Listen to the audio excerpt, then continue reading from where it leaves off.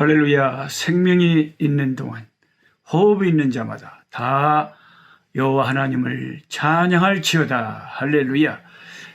천국을 향하여 순례의 길을 행하고 계시는 믿음의 가족 여러분, 예수님을 변함없이 사랑하시는 여러분 안녕하십니까? 오늘 1년의 성경 일독 하는 프로그램 꿀송이 보약 큐티 254번째 시간입니다. 2020년 9월 10일입니다. 그래도 새벽녘에는 이제 산산한 시원한 바람이 불어와서 뜨거운 더위가 한풀 꺾인 것 같습니다. 오늘 다니엘서 7장에서 9장 말씀 공부하고 찬송하고 공부하겠습니다. 찬송가 성도여 다 함께 할렐루야 찬송하세 29장입니다. 29장. 성도여 다 함께 할렐루야 하매 주 찬양하여라 할렐루야 하매 주 보좌 앞에서 택하신 은혜를 다 찬송하여라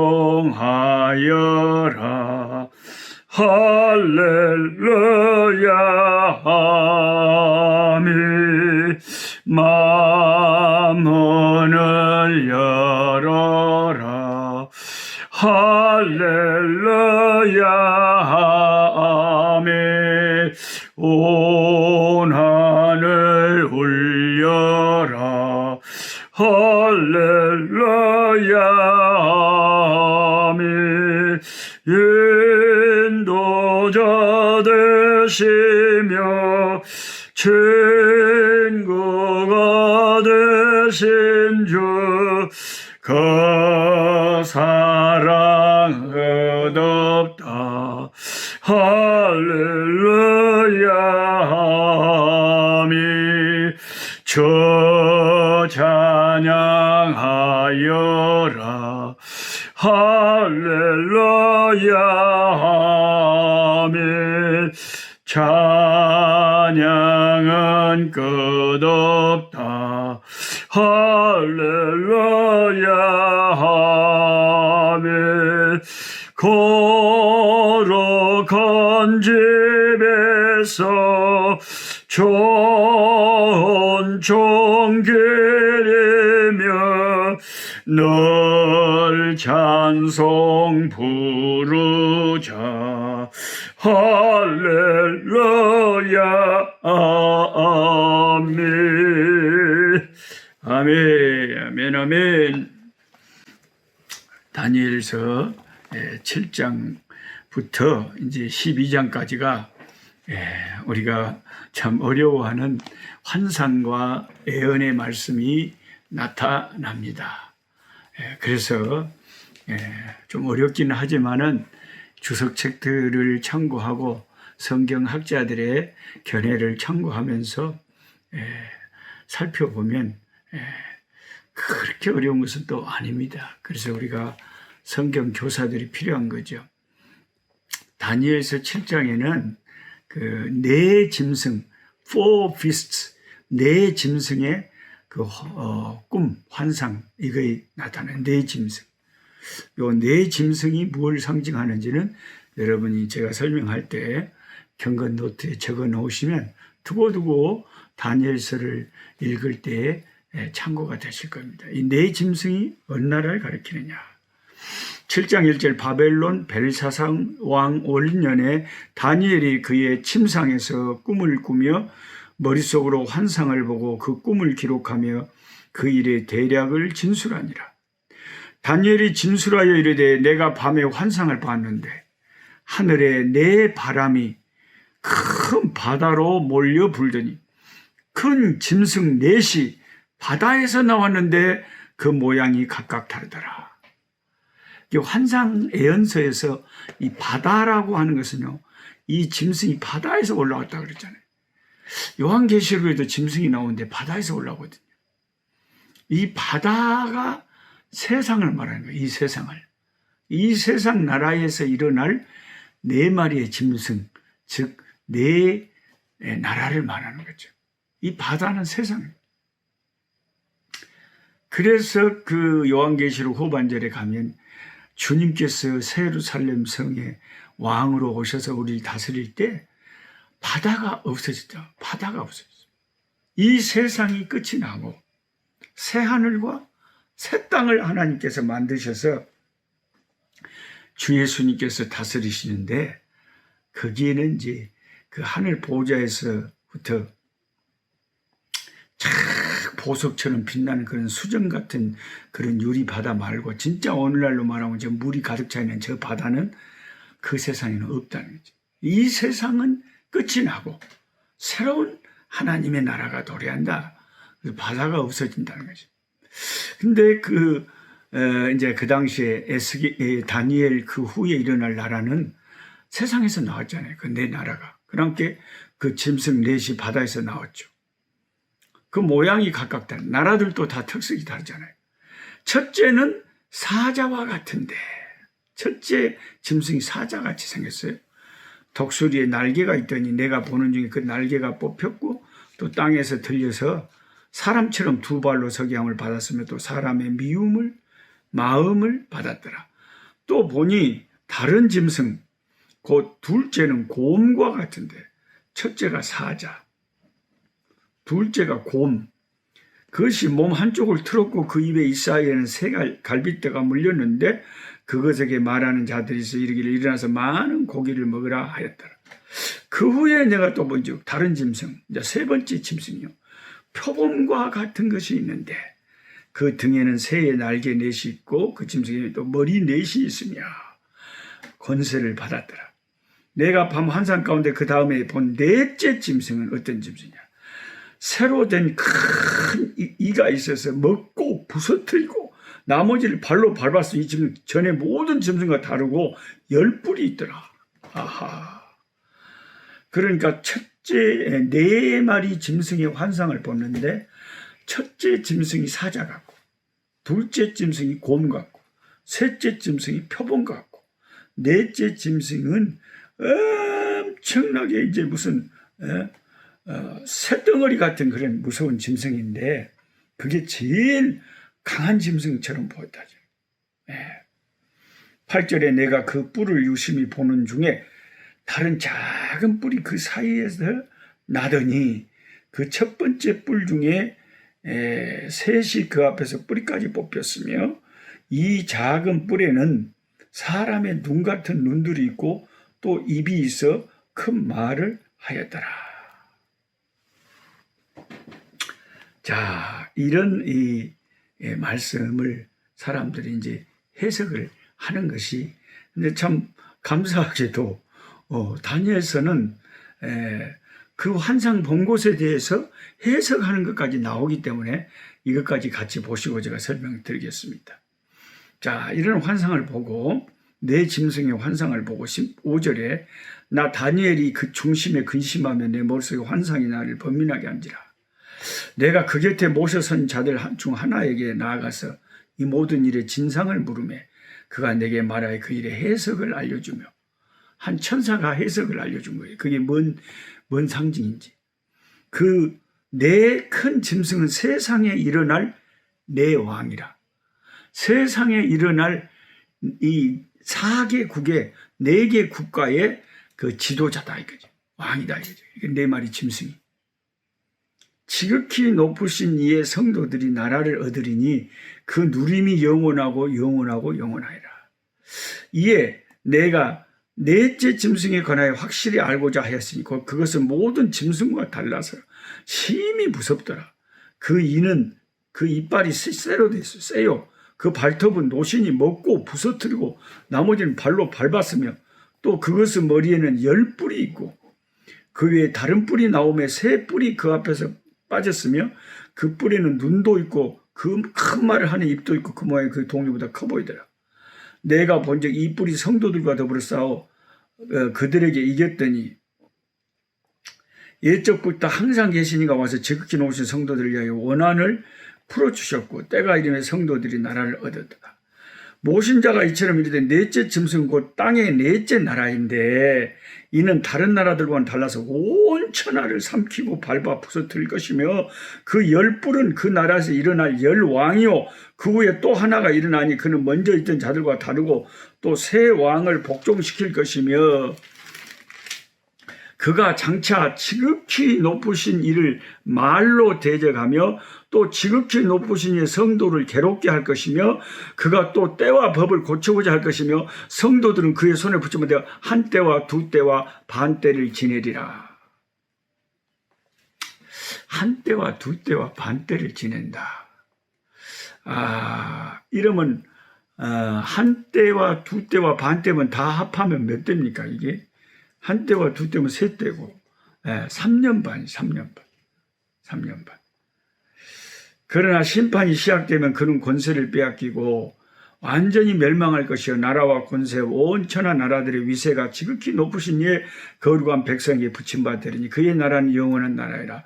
모든 권세 있는 자들이 다 그를 섬기고 복종하리라. 이 말이 그 말이 이에 그친지라. 나 다니엘은 중심에 번민하였으며 내 얼굴빛이 변하였으나 내가 이를 마음에 간직하였다. 자, 그러면 제가 7장을 선명하게 설명드리기 전에 8장에도 비슷한 말씀이 한 번 더 반복해서 나오기 때문에 8장까지 읽고 7, 8장을 같이 보겠습니다. 왜냐하면 8장에는 이제 순염소하고 순양의 환상이 또 나오는데 이게 또 역시 그 다니엘 이후에 일어날 나라들에 대한 환상이 이게 겹치니까 같이 이제 알아보는 게 더 좋아요. 순양, 한 양과 염소의 환상이죠. 나 다니엘에게 8장 처음에 나타난 환상 후에 벨사살 왕 제3년에 다시 한 환상이 나타나니라. 내가 환상을 보았는데 내가 그걸 볼 때에 내 몸은 엘람 지방 수산성에 있었고 내가 환상을 보기는 을레 강변에서니라. 그발강가에서 에스겔 선지자는 하나님의 그 주시는 말씀과 그 환상과 예언을 받았는데 다니엘은 그 바벨론 수산성의 을레강변에서 받았네요. 주로 하나님께서 자기 종들을 부르실 때 어느 광야에서 아니면 어느 강변에서 아니면 어느 산으로 이렇게 시내산 같은 데서 이렇게 하나님이 특별하게 조용한 곳으로 부르셔서 하나님이 특별하게 세미한 음성이나 특별한 계시를 주는 경우가 구약에는 종종 있었습니다. 내가 눈을 들어본 즉 3절에 강가에 두 뿔 가진 순양이 섰는데 양과 염소가 있잖아요. 양과 염소가 있는데 처음에 두 뿔을 가진 순양이 있었어요. 그런데 두 뿔 중에서 한 뿔은 다른 뿔보다 더 길고 그 긴 것은 나중에 난 것이다.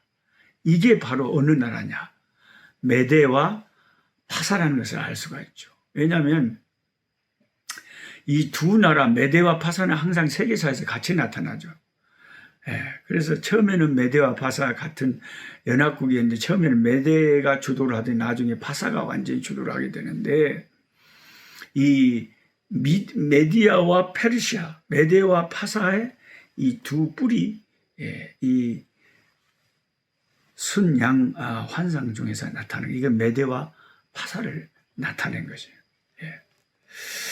그중 한 뿔은 다른 뿔보다 길다. 그러니까 뒤에 나타난 페르시아, 파사가 이 메대보다 더 뿔이 길었다는 것은 더 강하였다는 거죠. 내가 본즉 그 순양이 서쪽과 북쪽과 남쪽을 향하여 받으나 그것을 당할 짐승이 하나도 없고 그 손에서 구할 자가 없으므로 그것이 원하는 대로 행하고 강하였다. 이 메대와 파사가요 바벨론의 동쪽에 있었거든요. 근데 바벨론 서쪽 삼켜버렸죠. 막 남쪽 애국까지 막 삼켜버렸죠. 북쪽으로 막 삼켰죠. 소아시아. 그 당시에 메대, 파사, 페르시아 제국이 엄청나게 동서남 막 세계를 뻗어서 삼켜버렸어요. 4절 말씀이 응한 거죠. 5절에 내가 생각할 때 한 예, 그러니까 지금 이 환상을 다니엘이 볼 때는 을레강변에서 수산성에서 봤으니까 아직 바벨론이 망하기 전입니다. 아직 메대와 파사가 일어나기 전. 자, 이 환상 중에 나타난 걸로 말하자면 두 뿔 가진 순양이 아직 나타나기, 그 메대와 파사 나라가 아직 일어나기 전에 이미 역사가 이렇게 될 것을 하나님이 다니엘에게 보여주신 거예요. 예. 그런데 이제 메대와 파사 뒤에 또 어떤 나라가 나타날 것인가? 그것이 또 여기 나왔어요. 5절에 내가 생각할 때 한 순염소가, 자, 순양시대 후에 순염소가 나타납니다. 서쪽에서부터 와서 온 지면에 두루다니, 얼마나 온 나라들을 쳐부숴버린지 온 지면에 다니는데 땅에 닿지 아니하며, 땅에 닿지 않는다 이 말은 겁나게 빠른 것을 표현하는 거예요. 예. 우리가 그냥 오메 저 사람 단박질을 이렇게 다른 박질 잘한다냐 하는데 발이 땅에 거의 닿지 않은 것 같이 달려본다. 그 말은 엄청 빠르다고 말이죠. 예. 이 헬라 제국, 알렉산더가 이끈 헬라 제국이 아주 그냥 무시무시한 속도로 전 세계를 삼켜버렸죠. 심지어 뭐 히말라야 산맥을 넘어서 인도까지 삼켜버렸으니까 이 알렉산더 헬라 제국은 어마어마한 제국. 그 전에 그 페르시아 제국 다 삼켜버렸죠. 대단한. 그 염소의 두 눈 사이에는 현저한 뿔이 있더라. 두 눈 사이에 현저한 뿔이 있다. 이게 알렉산더 대왕이시마. 헬라 제국의 알렉산더 대왕.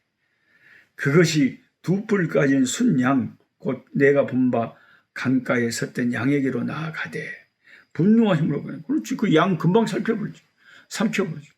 헬라 제국이 페르시아 뭐 쉽게 그냥 삼켜버려. 더욱 그 순양을 쳐서 그 두 뿔을 꺾어버려. 그럼 완전히 페르시아를 삼켜버리죠. 예. 순양을 그것에서 벗어날 자가 없어. 순염소가 스스로 심히 강대하여 가더니 이제 헬라가 페르시아를 삼키고 세계를 그냥 쏜살같이 삼켜버렸는데 강성할 때에 무슨 일이 벌어지냐. 그 큰 뿔이 꺾이고 알렉산더 대제가 아주 요절을 해버렸어요. 30대 초반에 죽었다고 그러죠. 일찍 죽고. 그 대신에 현저한 뿔 넷이 하늘 사망을 향해 놨더라. 오메, 어떻게 이렇게 정확하게 하나님이 지금 다니엘 이후에 일어날 세계사를 이렇게 수백 년 후에 일어날 일을 이렇게 정확하게 말씀하신대요. 아니 그 페르시아 제국을 이 알렉산더 대제가 이끄는 그리스 헬라가 삼켜버렸는데 그 알렉산더 제왕 큰 뿔이 일찍 죽어버리고 전쟁터에서 그 알렉산더 대제가 죽자 알렉산더의 4명의 장군이 있었어요. 알렉산더를 보좌하던 이 4장군에 의해서 헬라 제국이 동서남북으로 어떤 장군이 어떤 차지하고 어떤 장군이 어떤 장군을 차지하고 이 4장군에 의해서 헬라 제국이 4개국으로 나눠져 가지고 그 장군들이 차지하고 그 나라를 다스리기 시작했지 않습니까? 이건 세계사에서 다 우리가 알고 있는 공부한 세계 역사예요. 근데 하나님께서 어떻게 이렇게 다니엘에게 앞으로 일어날 일을 이렇게 정확하게 말씀하실 수 있을까요? 알렉산더 이후로 나누어진 4개 제국 중에서 중요하게 기억해야 될 나라가 특히 4개국에서 2나라예요. 밑에 이집트를 다스린 그 톨레미 왕조, 남쪽에 이집트 톨레미 왕조다 그래요. 그 다음에 당시의 수리아, 지금의 시리아 지역을 장악하고 있던 그 셀루커스 왕조, 셀루커스 장군에 의해서 그 셀루커스 왕조가 이루어졌는데 그 셀루커스 왕조가 나중에 이 성경에서 예언한 그 아까 그 7장 25절에 성도를 괴롭히고 유대의 법을 고치고 한때와 두때와 반때를 지나면서 대적을 하고 핍박을 하고 그 못살게 구는 그런 일을 셀루쿠스 왕조의 제8대 왕이었다 그래요. 안티오쿠스 4세라고. 안티오쿠스 4세. 이 사람의 별명이 에피파네스라는 별명이 있는데 에피파네스라는 말의 뜻이 신의 화신, 신이 인간이 됐다.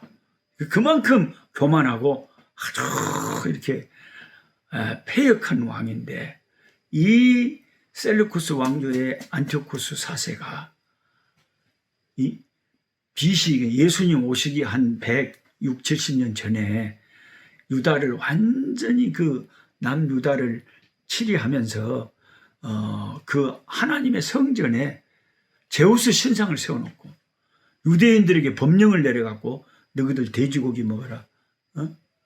너희들 안식일 폐한다. 지키면 안 된다. 그리고 이 제우스 신상에 절해라.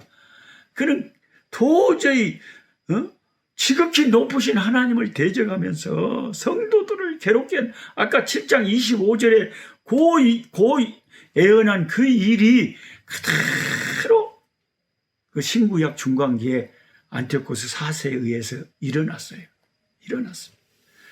그 얼마나 이스라엘 백성들이 괴로웠으면 그때 마카비 혁명이라는 게 일어났어요. 이게 신구약 중간사에서 꼭 알아야 되는 핵심 포인트 중에 하나인데, 마카비 혁명이라고, 마카비 형제들이 사람들을 일으켜서 오늘날로 말하면 독립군들을 일으켜가지고 그 안티오코스 4세가 막 우상을 막 성전에 세워놓고 돼지고기를 막 먹이고 막 안식일을 폐해버리고 막 그렇게 괴롭히니까, 멸망에 가증한 것을 막 세워놓고 막 그렇게 괴롭히니까 안 되겠다 싶어하고 생명을 걸고 일어나서 반란을 일으켜가지고 혁명을 일으켜가지고 그들에게서 나라를 쟁취하고 성전을 깨끗하게 한 거예요. 성전에 있는 그 제우스 신 우상들 다 깨끗이 치워버리고 다시 하나님의 성전을 깨끗하게 해서 하나님께 안식일을 지키고 절기를 지키고 예배를 드린 거예요. 그것을 유대인들이 그것을 기념하는 절기가 수전절이다 그래요. 수전절이 무슨 뜻이냐? 성전을 수리하고 깨끗하게 해서 다시 하나님 앞에 온전히 예배하는 그런 마카비 혁명을 기념하는 절기예요. 유대인들에게는 수전절이 아주 중요한 절기입니다. 그러니까 지금 다니엘서 7장 8장에서 다니엘에게 보여주고 있는 이 환상과 예언이 다니엘이 죽고 나서 계속 일어나는 그 페르시아 제국과 그 다음에 그 후에 일어나는 헬라 제국, 그리고 헬라 제국의 큰 뿌린 알렉산더가 죽고 4개로 나라가 4 장군에 의해서 쪼개져 가지고 그 중에 시리아의 셀루쿠스 왕조가 있었는데 그 중에 안티오코스 4세, 이 흉악한 왕이 얼마나 유대인들을 괴롭히고 성전을 그렇게 더럽혔으면 그 일이 그대로 이루어졌어요. 근데 여기 14절에 2300주야까지다 그랬잖아요. 그 후로 성소가 정결하게 된다 그랬잖아요. 근데 2300주야가 약 6년 반이다 그래요. 근데 이 기간을 많은 학자들이 하는 말이, 안티오코스 고놈이 이 예루살렘 성전을 장악을 한 때부터 안티오코스 고놈이 이 세상에서 죽임을 당하는 그 기간, 그렇게 이스라엘을 혹독하게 핍박했던 그 기간이 이 2300주야였다 그래요. 그렇게 기록했대요. 한 때와 두 때와 반 때는 3년 반인데, 특별히 그 7년 환란을 둘로 나누었으면 반이 이제 3년 반인데, 그 안티오코스 4세가 세계사적으로 역사적으로 진짜로 예루살렘 성전을 더럽히고 그렇게 핍박을 했던 그것이 그대로 역사에서 일어났고, 동시에 하나님이 그 사건은 하나의 그 일이 상징이 돼서 세상 마지막에 이 안티오코스 4세는 적그리스도를 상징한다. 적그리스도가 뭐예요? 하나님의 교회를 대적하고 하나님 믿는 사람들을 마지막 때에 미혹하는, 어떤 학자들은 천주교의 로마 교황이 적그리스도가 아닌가. 하여튼 다양한 의견이 있는데, 이 마지막 때에 성도들을 미혹해 하고 사람들을 잘못 이끌어가는 그런 적그리스도가 나타나서 하나님의 교회를 대적하는데, 결국에는 무섭게 성도들을 핍박을 하는 거예요. 그런데 결국은 그 안티오코스 4세가 망한 것처럼 우리 주님께서 오셔서 그때는 마카비 형제들이 일어나서 그것을 해보겠지만 우리 주님이 오셔서 우리들을 그 적그리스도에게서 우리를 해방시키시고 예, 깨끗하게 하나님을 정결하게 섬길 수 있도록 해주시는 겁니다. 그러면서 제가 8장에서 제가 보자고 했던 이유가 여기에 구체적으로 나라 이름을 들먹이고 있거든요. 놀랍지 않습니까? 예. 자, 8장 20절 네가 본 바 두 뿔 가진 순양은 메대와 바사 왕들이요. 그렇죠. 제가 메대와 바사다 그랬잖아요. 두 뿔 가진 순양 메대와 바사다 그랬죠. 그 다음에 21절에 털이 많은 순염소는 헬라 왕이요. 헬라다 그랬잖아요. 헬라가 일어나서 페르시아를 정복했으니까 헬라 왕이고 그의 두 눈 사이에는 큰 뿔은 그 첫째 왕 누구요? 알렉산더 대제예요. 예. 야, 이런 성경을 보고 세계사를 보면 놀래 자빠집니다. 아, 알렉산더 대제 그 첫째 왕이요. 이 뿔이 꺾이고 이 알렉산더 대제가 요절을 하고 그 대신에 네 뿔이 났던 네 나라가 나왔다. 그 알렉산더의 4명의 장군들이 나라를 4개로 나누어서 다스렸다는 거죠.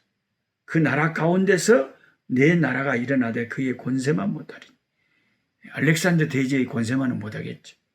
이 4나라 마지막 때의 반역자들이 가득한 즈음에 한 왕이 일어나니 이게 바로 안티오코스 4세. 요 한 왕이 일어난다. 이거 셀루코스 왕조의 안티오코스 4세. 이 왕이 일어나가지고 그 얼굴은 뻔뻔하고 속임수에 능하고 그 권세가 강할 것이나 자기의 힘으로 말미암은 것이 아니면 그가 장차 놀라게 파괴 행위를 하고 자의로 행하여 형통하며 강한 자들과 거룩한 백성을 멸하리라. 그가 깨를 베풀어 지 손으로 속임수를 행하고 마음에 스스로 큰 체하며 또 평화로운 때에 많은 무리를 멸하며 또 스스로 서서 만왕의 왕을 대적할 것이나 그가 사람의 손으로 말미암은 쪽으로 깨지리라. 하나님의 성전을 더럽히고 여호와를 대적한 이 안티오코스 4세가 어떻게 죽은지 아세요? 세계사에서 기록이 남기를 4장의 벌레가 묵어서 사도행전에 나오는 그런 헤롯 왕처럼 죽었다고 그래요. 그러니까 사람이 그를 죽이지 않았어요. 병이 들어서 처참하게 죽었죠. 하나님을 그렇게 대적한 적그리스도를 상징할 만한 그 안티오코스 4세가 그렇게 죽었다. 이게 다니엘에게 여러 날 후에 이것이 일이다 그러면서 이 환상을 보여주니까 다니엘이 그 환상을 보고 여러 날 알타가 일어났다. 야, 그러니까 여러분 성경을 이렇게 가만히 상고해 보면 세계사에서 일어날 일을 하나님이 미리 하나님의 종 다니엘에게 다 보여주셨어요. 근데 하나님 보여주신 대로 그대로 됐어요. 그래서 우리는 어떤 교훈을 받아야 됩니까?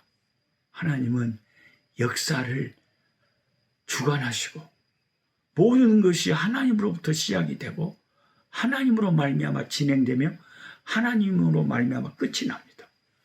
그래서 우리 주님은 알파와 오메가라, 처음과 나중이라. 모든 것이 하나님의 손안에 있는 거예요.